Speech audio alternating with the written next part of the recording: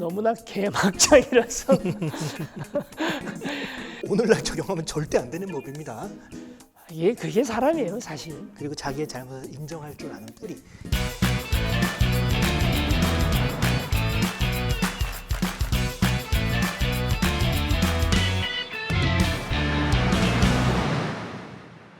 안녕하세요. 안녕하세요. 선언 없는 목사 김재현 목사입니다. 정영주 목사입니다. 저번에 우리가 요셉에 대해서 잠깐 도입부를 얘기했는데 성경이 재밌어요.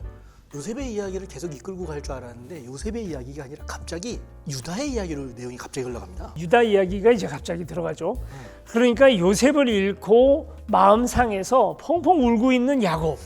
그걸 아들들이 보면서 무슨 생각이 들었을까요? 저 놓친네, 꼴 보기 싫다.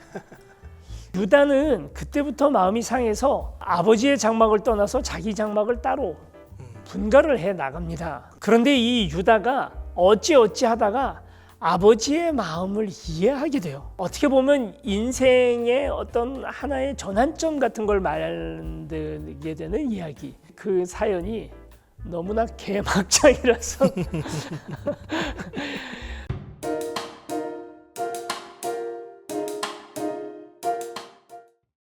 유다가 아버지의 집을 떠나서 이제 자기의 가정을 이룹니다. 큰아들이 죽었어요. 결혼을 하고 죽은 거죠. 다말이라고 하는 여인과 결혼을 해가지고 첫째 아들이 죽습니다. 이제 형수계수법이라고 해서 동생은 형수하고 잠자리를 이어서 형의 집안을 이어줘야 되는 의무가 생기는 거죠. 여러분 이게 오늘날 적용하면 절대 안 되는 법입니다. 저는 성경을 문자적으로 보는 사람들한테 이 이야기를 한번 해주고 싶어요. 성경이 이렇게 나와 있고 이렇게 나와 있는데 왜 지금 이걸 지키지 않습니까? 성경에 보면 형수계수법이 나오거든요. 이렇게 하라고. 이거 지금 어떻게 지킬 거예요? 근데 성경대로 살아야 된다고 말하는 사람들도요.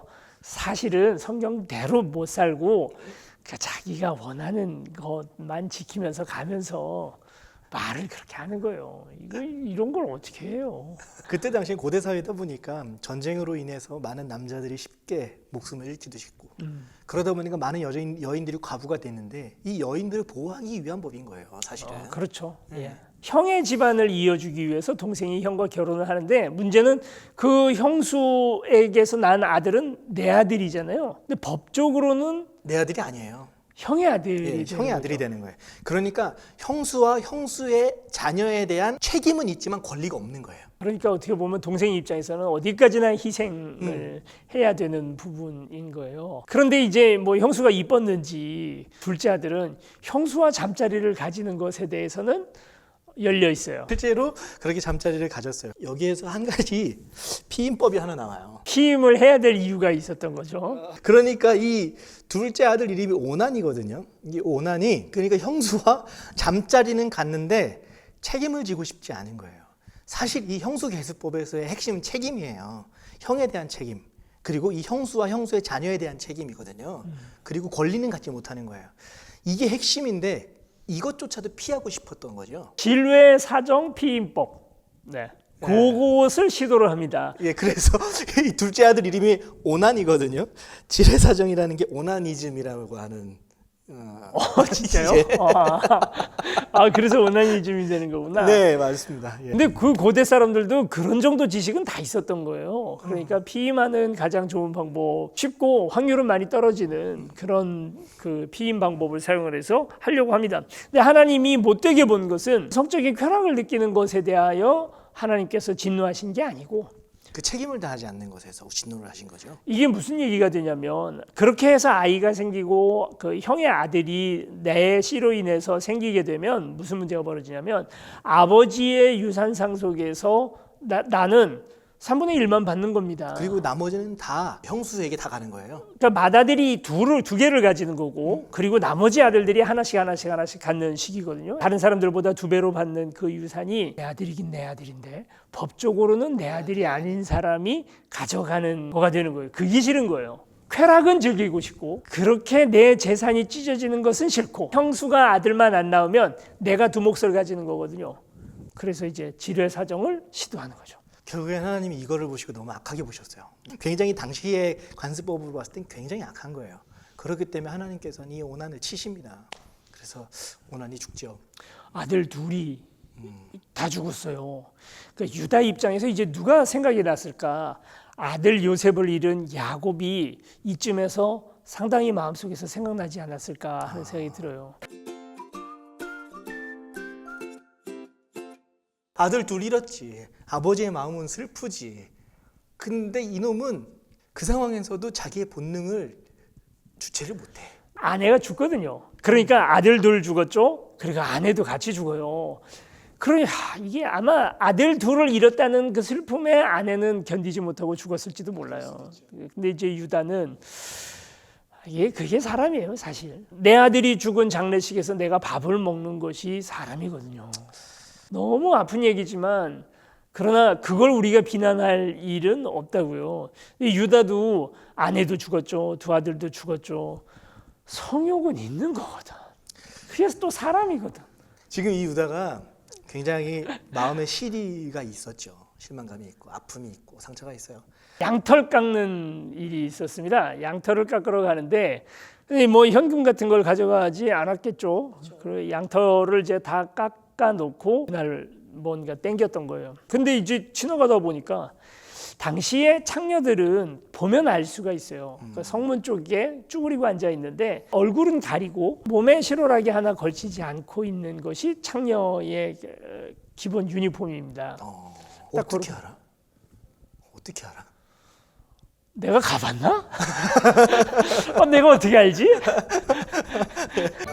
고대 중근동의 생활 습관에 대해서는 상당히 사료가 꽤 있어요. 그 문자들이 오래전부터 있었기 때문에 우리가 이제 그런 생활 습관들을 우리가 알 수 있어요. 그래서 이제 자기 며느리가 사실은 작전을 치고 있는 거죠. 그렇죠. 아버지가 그 지역 행사에 왔다라는 소식을 듣고 아버지가 지나가는 길목에 그때 당시에 몸을 파는 여성의 그 분장을 한 거예요. 네.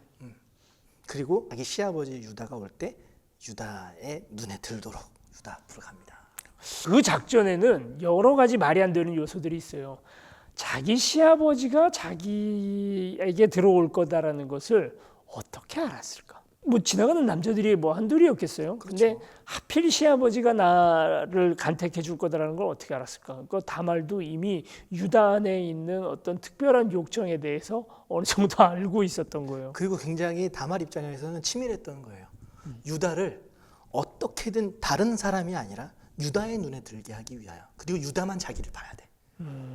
좀 숨어 있을 수도 있고요. 근데 저는 여기에서 되게 특이한 걸 봐요. 다말은 이게 유대인이 아니거든요. 하민족에게서 이제 얻은 며느리다 보니까. 근데 이 다말이 굉장히 적극적으로 자신의 운명을 가만히 앉아서 기다리는 게 아니라 가서 쟁취하는 거예요.